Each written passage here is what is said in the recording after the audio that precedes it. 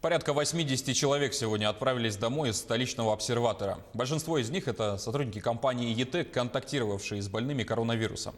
Предписание с поименным списком на выписку ежедневно выдает Роспотребнадзор. Напомню, что изоляция продолжается не менее 14 дней.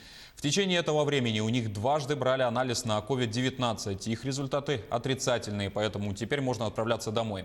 Для развоза организовали 2 автобуса, но большинство выписанных забрали родственники на своих автомобилях. Настроение у бывших пациентов хорошее, но изоляция для них на этом не заканчивается. Она продолжится дома.